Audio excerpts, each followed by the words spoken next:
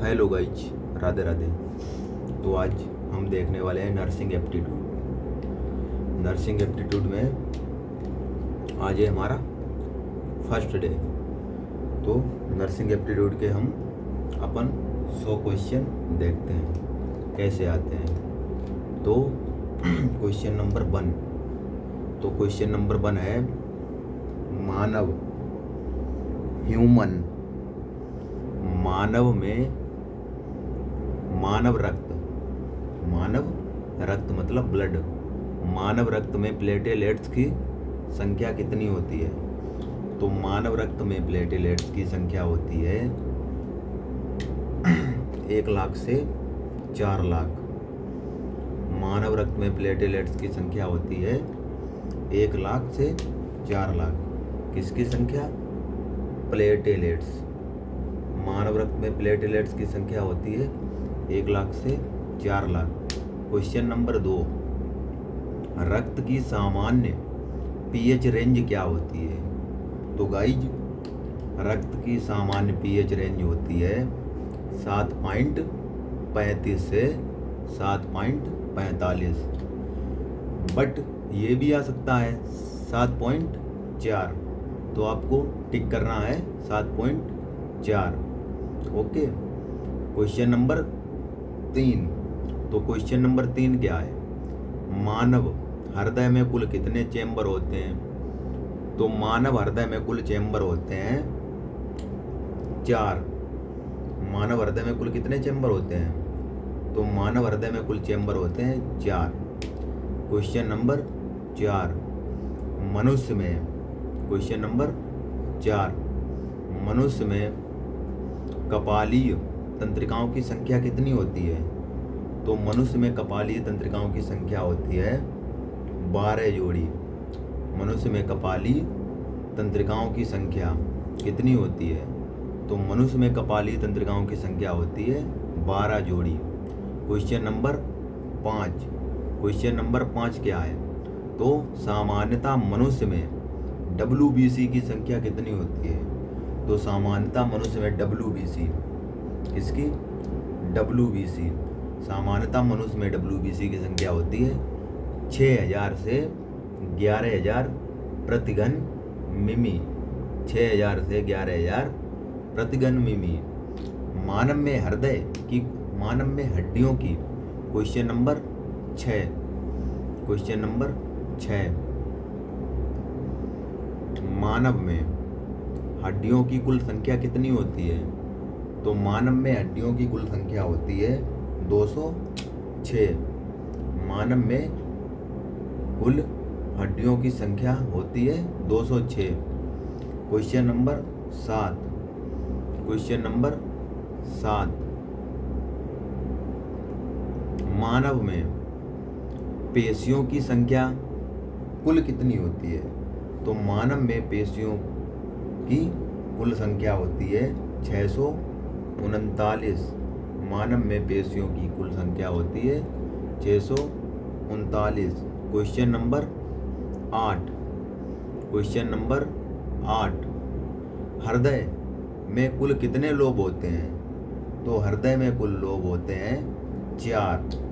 हृदय में कुल कितने लोब होते हैं? तो हृदय में कुल लोब होते हैं 4। क्वेश्चन नंबर अगला क्वेश्चन नंबर 9। Question number 9।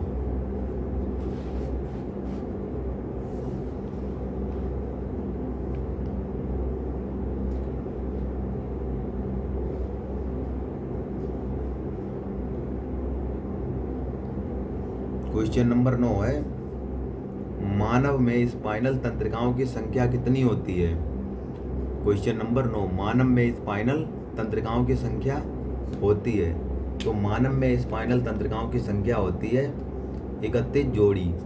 31 जोड़ी। मानव में लाल रक्त कोशिकाओं का जीवन काल कितने दिन का होता है? लाल रक्त मतलब RBC। मानव में लाल रक्त कोशिकाओं का जो जीवन काल है वो होता है गाइस 120 दिन का। मानव में लाल रक्त कोशिकाओं का जीवन काल होता है 120 दिन का। मानव में लाल रक्त कोशिकाओं का जीवन काल कितने दिन का होता है? तो मानव में लाल रक्त कोशिकाओं का जो जीवन काल है वो होता है 120 दिन का। Question number 11।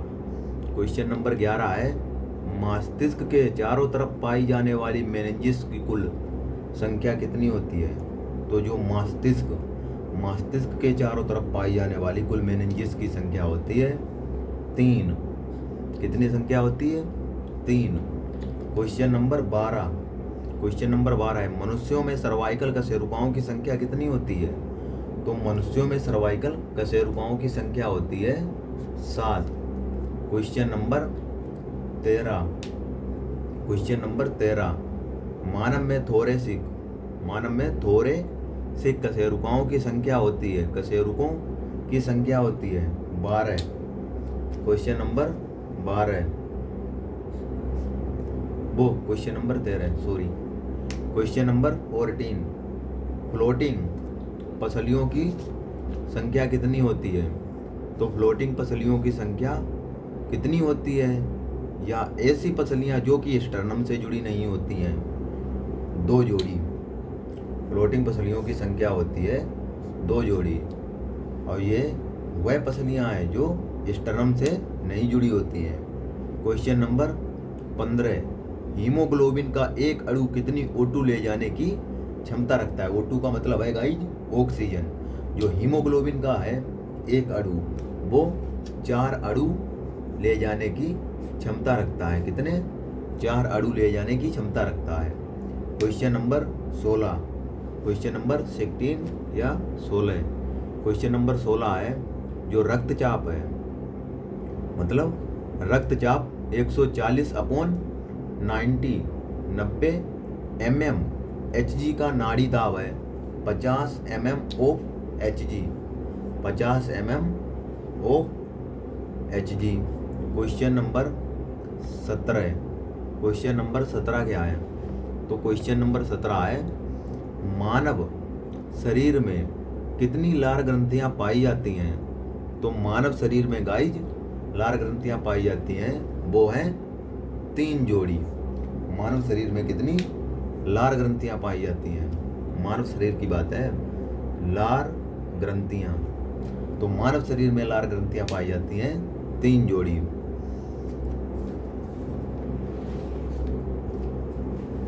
मानव शरीर में लार ग्रंथियों की संख्या 3 जोड़ी होती है। क्वेश्चन नंबर 18, मनुष्य के रज चक्र में कितना समय लगता है?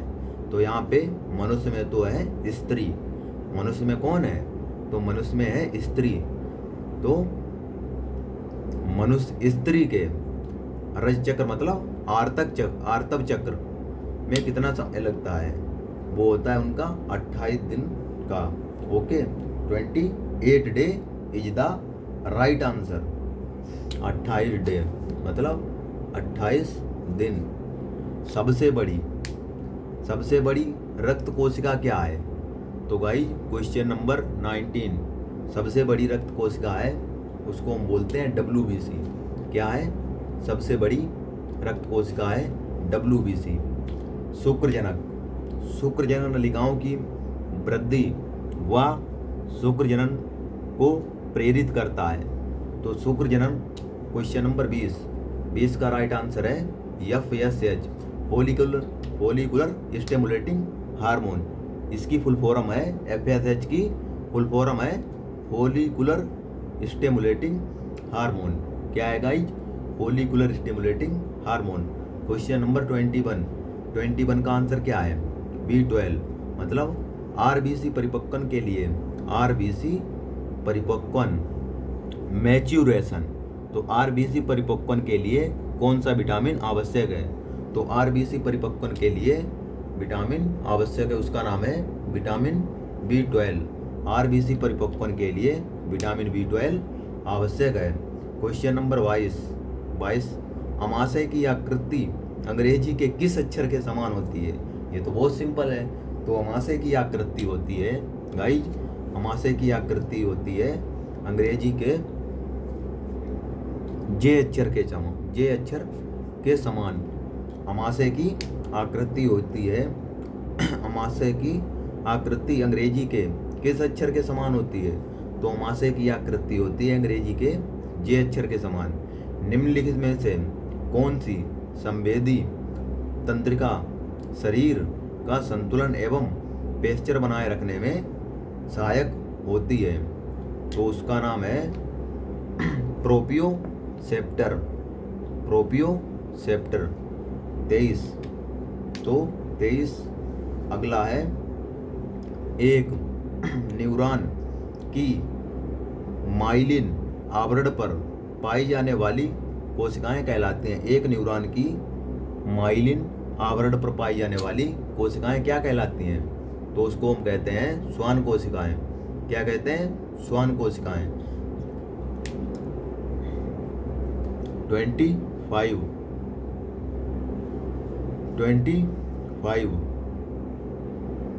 दिमाग में श्वसन केंद्र का पाया जाता है। तो दिमाग में श्वसन केंद्र का पाया जाता है। 25 दिमाग में श्वसन केंद्र कहाँ पाया जाता है? तो दिमाग में जो श्वसन केंद्र पाया जाता है मेडुला ऑब्लिगेंटा में। कहाँ पाया जाता है? मेडुला ऑब्लिगेंटा में, ऑब्लिगेंटा में। 25 क्वेश्चन अपने कंप्लीट हो गए।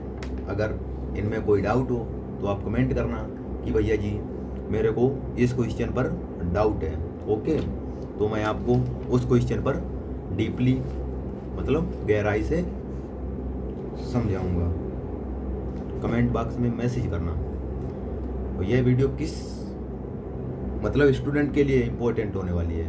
तो यह वीडियो हमारी इम्पोर्टेंट वाली होने वाली है नर्सिंग, नीट, पैरामेडिकल, फार्मेसी छात्रों के लिए, ओके।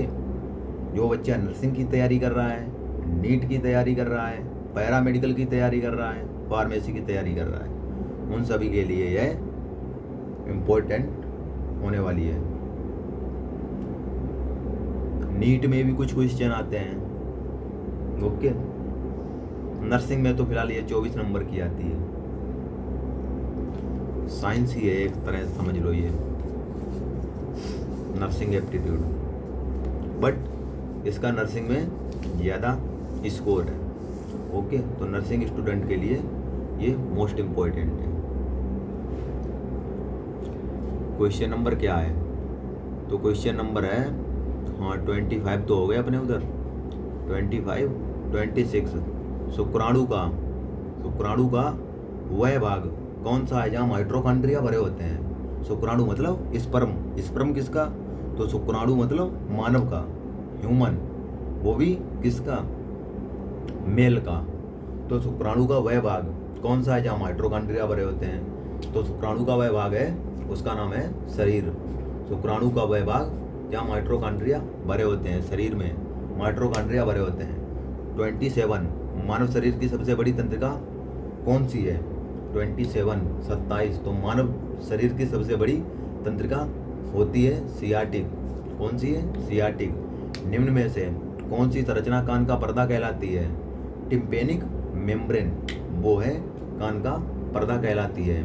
निम्न में से कौन सी संरचना कान का पर्दा कहलाती है? तो कान का पर्दा तो गाइज टिम्पेनिक मेम्ब्रेन कहलाती है। निम्न में से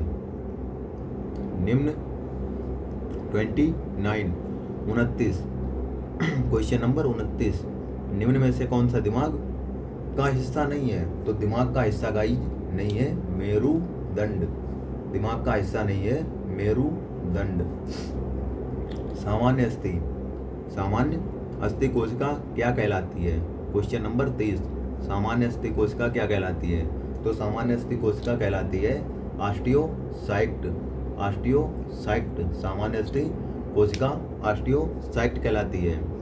मस्तिष्क एवं रीढ़ की हड्डी के चारों तरफ पाए जाने वाले मस्तिष्क एवं रीढ़ की, क्वेश्चन नंबर 31 मस्तिष्क एवं रीढ़ की हड्डी के चारों तरफ पाए जाने वाला द्रव जो कि गद्दी की तरह कार्य करता है या गद्दी की तरह कार्य करता है, वह कहलाता है। तो वह कहलाता है CSF कहलाता है CSF। क्वेश्चन नंबर 32, 32, ग्रहणी में पित्त एवं अग्नाशयी रस का स्त्रावण किसके द्वारा होता है? ग्रहणी में पित्त व अग्नाशय रस का स्त्रावण होता है हिपेटो पेनक्रिएटिक डक्ट के अकॉर्डिंग। क्वेश्चन नंबर 33 क्वेश्चन क्या है? तो 33 नंबर पर क्वेश्चन है, निम्न में से अस्थि को नष्ट करने वाली कोशिका है। तो निम्न में से अस्थि को नष्ट करने वाली कोशिका है ऑस्टियोक्लास्ट। निम्न में से अस्थि को नष्ट करने वाली कोशिका है ऑस्टियोक्लास्ट। क्वेश्चन नंबर 34 नंबर, मानव की आंख में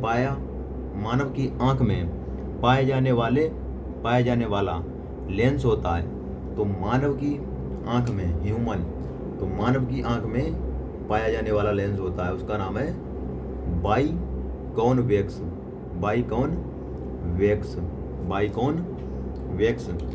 निम्न में से अस्थि बनाने वाली कोशिकाएं हैं। तो अस्थि बनाने वाली कोशिकाएं हैं ऑस्टियोब्लास्ट।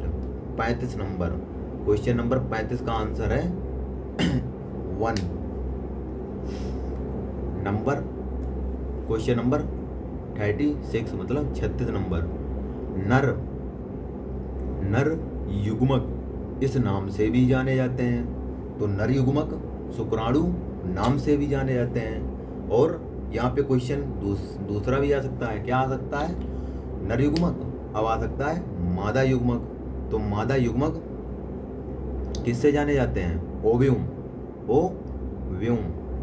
अंडाणु, क्योंकि वो अंडे को रिलीज करते हैं। ओव्यूम मादा युग्मक, नर युग्मक शुक्राणु और मादा युग्मक अंडाणु।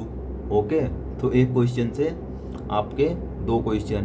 और पेनिस ये किसका पार्ट है? तो पेनिस ये पार्ट है फीमेल का, स्त्री का, वीर्य सीमन। 37 क्वेश्चन नंबर 37, यहाँ से 3 क्वेश्चन कंप्लीट हो गए। शुक्राणु, नर युग्मक, ओव्यूम,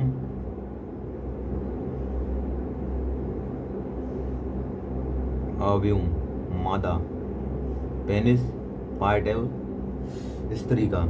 क्वेश्चन नंबर 37, सबसे बाहर स्थित मेनिंजिस कहलाता है 37। तो ड्यूरा मैटर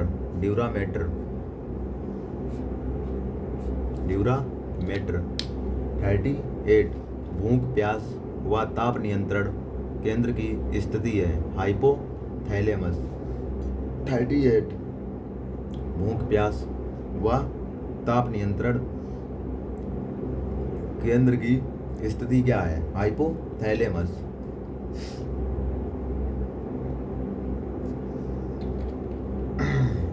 अब डॉट करके क्वेश्चन नंबर 39 तो 39 नंबर, वे रासायनिक पदार्थ जो कि शरीर के एक भाग में बनते हैं वह शरीर के दूसरे भाग में निश्चित अंगों या कोशिकाओं के समूह की क्रियाओं का नियमन करते हैं। मतलब नियमन का मतलब कार्य करते हैं। तो उनका आंसर है हार्मोन वे रासायनिक पदार्थ हैं जो कि शरीर के एक भाग में बनते हैं, वे शरीर के दूसरे भाग में निश्चित अंगों या कोशिकाओं के समूह की क्रियाओं का नियमन करते हैं। Hormone 39 complete.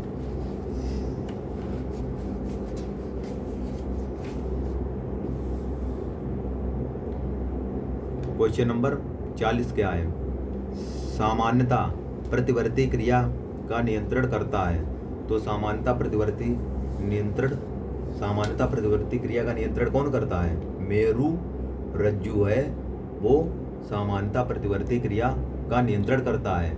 वृषण ये वृषण पाए जाते हैं मेल में। वृषण का वृषण कोश में नहीं उतर पाना कहलाता है। तो वृषण का वृषण कोश में नहीं उतर पाना कहलाता है किप्टोक्ड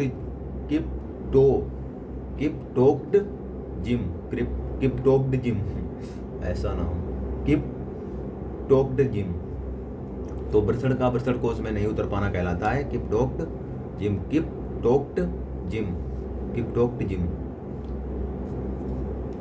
41 का आंसर है 1। किप्टोक्ड जिम नहीं उतर पाना कहलाता है। तो वृषण की क्रियात्मक व संरचनात्मक इकाई है। तो वृषण की क्रियात्मक व संरचनात्मक इकाई है शुक्रजनक नलिकाएं। S A node 43 number, question number 43। S A node पाया जाता है। तो यस ए नोड पाया जाता है दाएं अलिंद में। यस ए नोड पाया जाता है दाएं अलिंद में। रक्त 44 नंबर। रक्त कोशिकाओं के निर्माण की प्रक्रिया कहलाती है। तो रक्त कोशिकाओं के निर्माण की प्रक्रिया कहलाती है, क्या कहलाती है?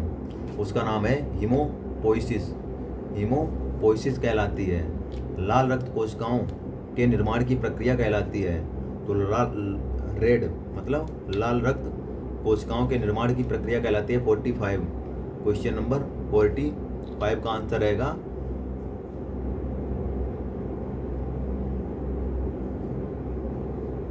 लाल रक्त कोशिकाओं के निर्माण की प्रक्रिया कहलाती है erythropoiesis. Question number 46 number.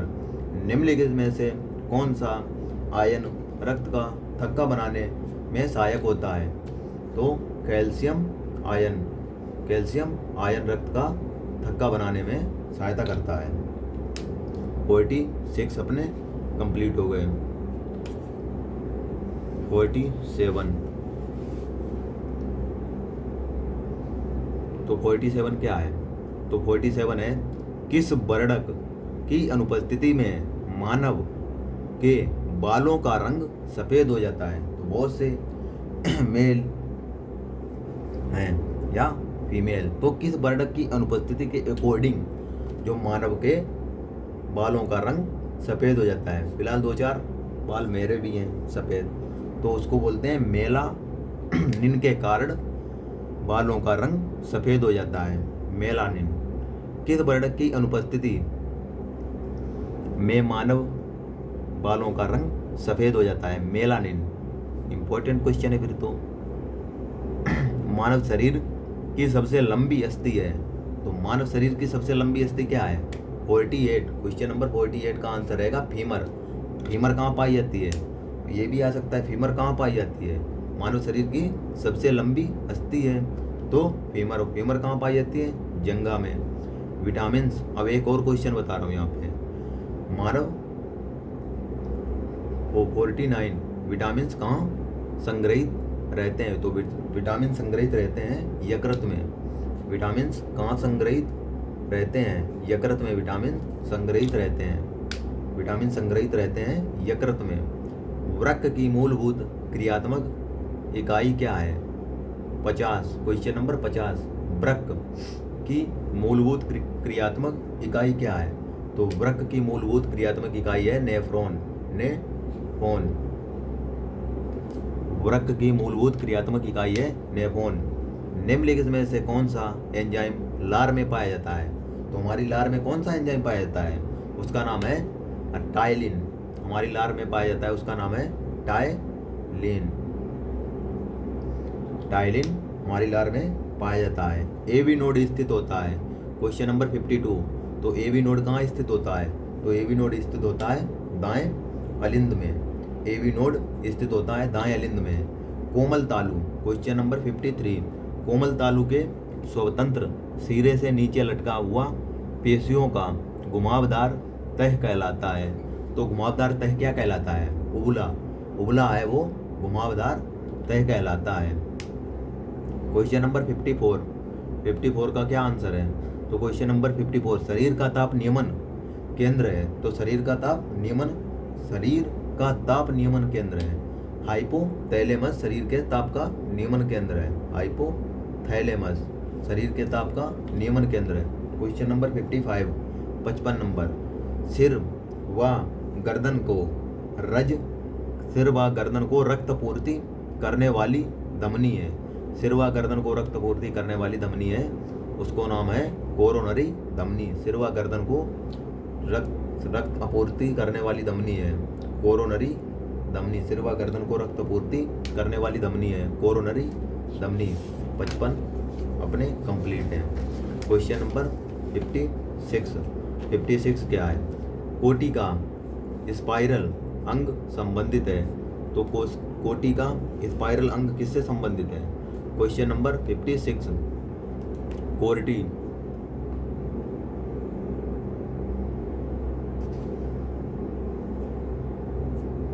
56 Corti का स्पाइरल अंग संबंधित है, तो कोर्टी का स्पाइरल अंग संबंधित है श्रवण से।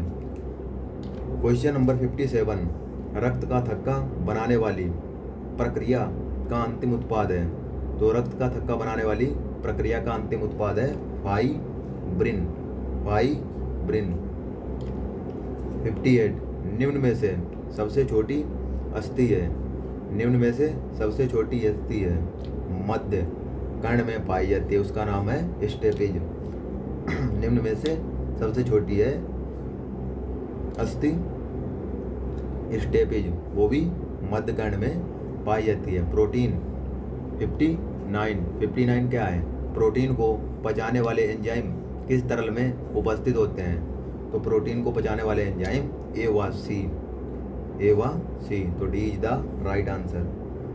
इसका नाम है पेनक्रियाटिक ज्यूस और गैस्ट्रिक ज्यूस। पेनक्रियाटिक ज्यूस और gastric juice. Myopia 60 number, question number 60, myopia नेत्र दोष को दूर करने के लिए कौन से लेंस का उपयोग किया जाता है?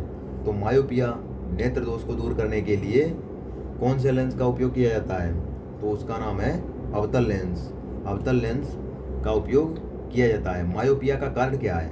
61 क्वेश्चन नंबर 61, तो मायोपिया का कारण क्या है? तो मायोपिया का कारण है लेंस का अधिक उत्तल होना।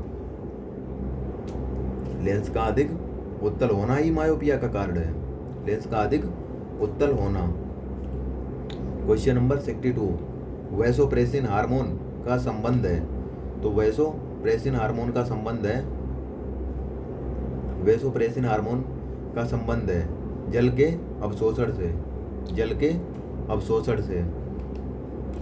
क्वेश्चन नंबर 63 नंबर, निम्न में से लसिका अंग है, तो लसिका अंग है ए व बी दोनों, प्लिया और थाइमस लसिका अंग है। प्लिया और थाइमस लसिका अंग है। ओके, तो 63 क्वेश्चन अपने कंप्लीट हो गए। अब क्वेश्चन 64 पैरोटिड ग्रंथि कहाँ पाई जाती है? तो पैरोटिड ग्रंथि पाई जाती है एक्सटर्नल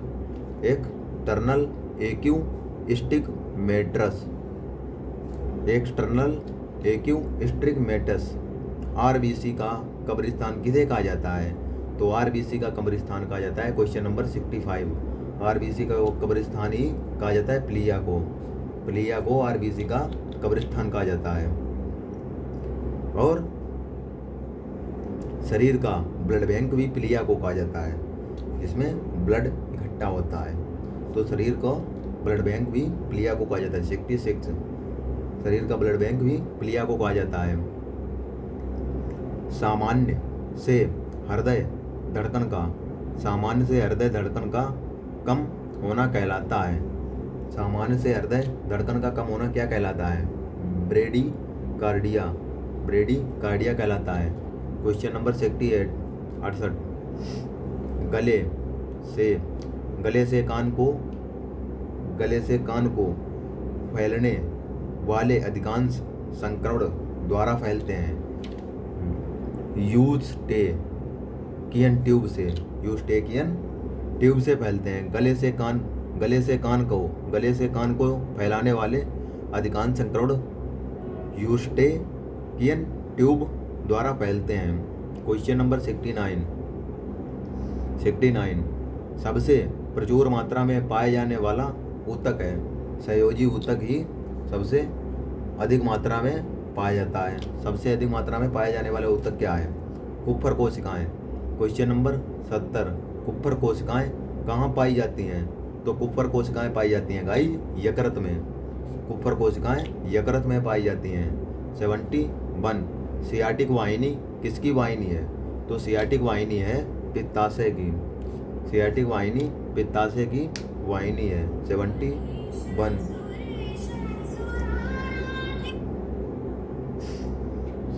पित्ताशय की।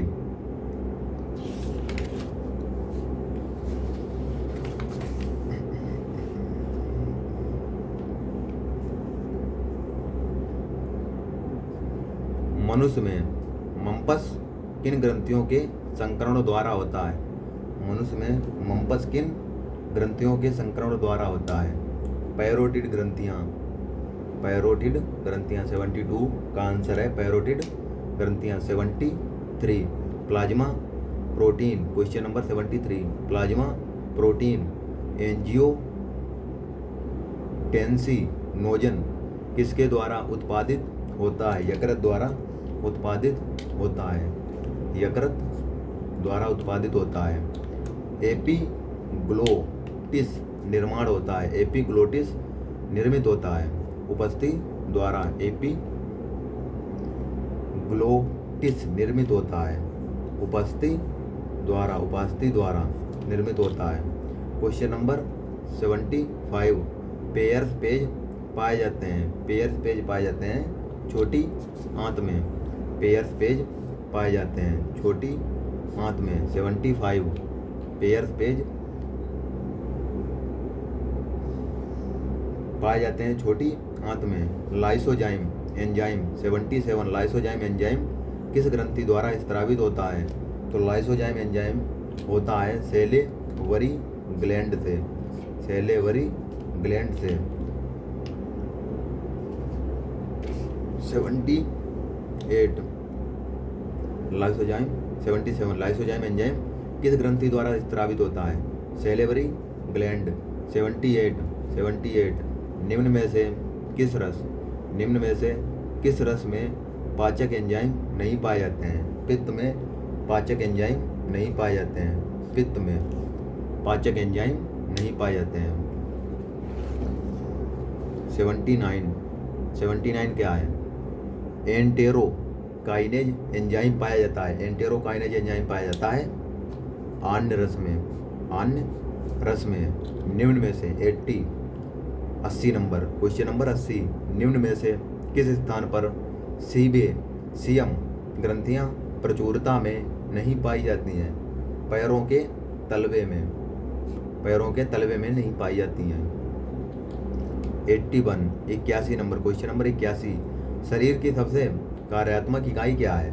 तो शरीर की सबसे कार्यात्मक इकाई है कोशिका। अब क्वेश्चन ये भी आ सकता है कोशिका की खोज कब हुई थी? तो कोशिका की खोज सन 1665 ईस्वी में हुई थी। याद रखना 1665। अब कोशिका की खोज किसने की थी? तो कोशिका की खोज भी रॉबर्ट हुक ने की थी। मैंने इस टॉपिक के बारे में फुल स्टडी की है तभी तो जानकारी है। वैसे कैसे जानकारी होती? तो आपका एक क्वेश्चन के अकॉर्डिंग मैंने आपको 3 क्वेश्चन कंप्लीट करा दिए। क्या कंप्लीट करा दिए? शरीर की सबसे छोटी कार्यात्मक इकाई क्या है? तो शरीर की सबसे छोटी कार्यात्मक इकाई कोशिका है। कोशिका की खोज किसने की थी? तो कोशिका की खोज रॉबर्ट हुक ने की थी। रॉबर्ट हुक ने कोशिका की खोज किस सन में की थी? तो रॉबर्ट ने कोशिका की खोज सन 1665 ईस्वी में की थी। ओके, तो शरीर में पित्त का संग्रहण कहाँ होता है? एक क्वेश्चन से 3 क्वेश्चन कंप्लीट करा दिए। ओके गाइज, तो शरीर में पित्त का संग्रहण कहाँ होता है? तो शरीर में पित्त का संग्रहण होता है पित्ताशय में। अर्थ चैप्टर की कोशिका के बारे में बताया गया है। तो शरीर में पित्त का संग्रहण कहाँ होता है? पित्ताशय में। पाचन तंत्र के किस भाग में जल का सर्वाधिक अवशोषण होता है? तो पाचन तंत्र के किस भाग में जल का सर्वाधिक अवशोषण होता है? क्वेश्चन नंबर 83 पाचन तंत्र के किस भाग में जल का सर्वाधिक अवशोषण होता है। बड़ी आंत में जल का सर्वाधिक अवशोषण होता है। मनुष्य में क्वेश्चन नंबर 84, मनुष्यों में आरबीसी की संख्या का अधिक होना क्या कहलाता है? तो मनुष्यों में आरबीसी संख्या का अधिक होना पोलीसाइथीमिया कहलाता है। पोलीसाइथीमिया कहलाता है। श्वसन नाल उपास्थि वलय की बनी होती है। इन वलयों की आकृति होती है सी रूपी बलियों की आकृति होती है। सी रूपी बलियों की आकृति होती है। 85 कंप्लीट। गाइज, अगर आपको कोई भी डाउट हो तो ये आंसर की है, आप मैचिंग करके देख लेना इस वीडियो में। वैसे तो मैं इसकी पीडीएफ भी आपको प्रोवाइड कराऊंगा अपने चैनल पे, nursing with GS WhatsApp channel पे। ओके गाइज, अगर आपको कोई भी डाउट हो। क्वेश्चन नंबर क्या है? तो क्वेश्चन नंबर 86, मनुष्यों के रक्त में सर्वाधिक मात्रा में पाया जाने वाला प्रोटीन है। तो मनुष्यों के रक्त में, मानव के ब्लड में एल्ब्यूमिन, उस प्रोटीन का नाम है एल्ब्यूमिन। मनुष्यों के रक्त में सर्वाधिक मात्रा में पाया जाने वाला प्रोटीन है एल्ब्यूमिन। लिंग गुणसूत्रों को भी कहते हैं। तो लिंग गुणसूत्रों को कहते हैं एलोसोम्स। एलोसोम्स लिंग गुणसूत्रों को कहते हैं। 87 का आंसर क्या है? ए। ठीक है, लिंग गुणसूत्रों को कहते हैं एलोसोम्स। 88 अस्थियों को जोड़ने वाला तंतुमय ऊतक क्या कहलाता है? तो अस्थियों को जोड़ने वाला तंतुमय ऊतक कहलाता है लिगामेंट। लिगामेंट, अस्थियों को जोड़ने वाला लिगामेंट।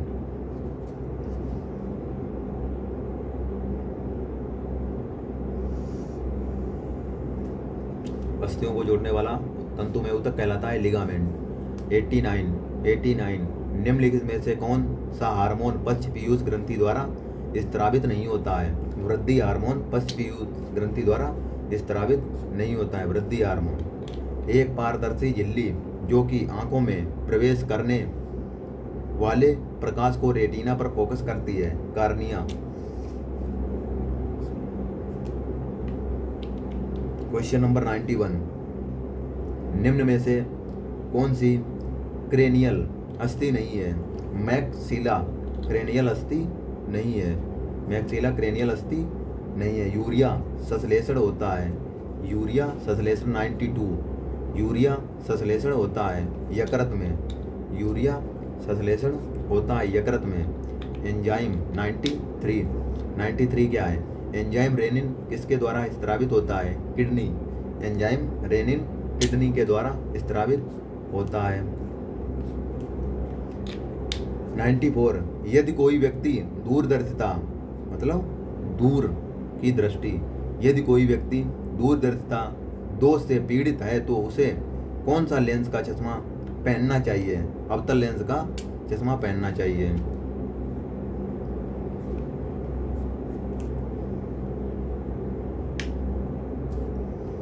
यदि कोई व्यक्ति दूरदर्शिता दोष से पीड़ित है तो उसे अवतल लेंस का चश्मा पहनना चाहिए।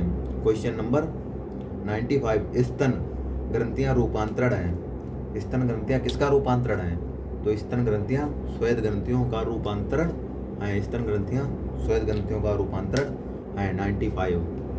क्वेश्चन नंबर 96 बोमन कैप्सूल पाया जाता है। तो बोमन कैप्सूल पाया जाता है किडनी में। किडनी में बोमन कैप्सूल पाया जाता है। सबसे बड़ी अंतःस्रावी ग्रंथि क्या है? तो सबसे बड़ी अंतःस्रावी ग्रंथि है 97 का आंसर रहेगा लीवर। लीवर में सबसे बड़ी अंतःस्रावी ग्रंथि है। सबसे बड़ा लसिका अंग क्या है? तो सबसे बड़ा लसिका अंग है प्लिया। सबसे बड़ा लसिका अंग है प्लिया। यकृत की कुप्पर कोशिकाओं का कार्य क्या है? तो यकृत की कुप्पर कोशिकाओं का कार्य है जीवाणु व मृत आरबीसी का भंडारण। जीवाणु व मृत आरबीसी का भंडारण। यूरिया का निर्माण होता है। तो यूरिया का निर्माण होता है लीवर में। यूरिया का निर्माण होता है लीवर में। लीवर में यूरिया का निर्माण होता है। टाइम हो गया गाइज, सुबह के 4:09 मैं आपको ये आध घंटे में मतलब 30 मिनट में आपको 100 क्वेश्चन कंप्लीट करा दिए। अगर इनमें कोई आपको डाउट हो तो कमेंट करना कि भैया जी ये क्वेश्चन मेरे को समझ में नहीं आया, इसके बारे में डीपली इन्फॉर्मेशन दीजिए। ओके, और ये रही आंसर की। अगर आपको कोई भी क्वेश्चन में डाउट हो तो ये आंसर की आपके सामने है। ओके गाइस, तो आज का हमारा टॉपिक यहीं पे समाप्त हो रहा है। अब देखेंगे अगली क्लास में।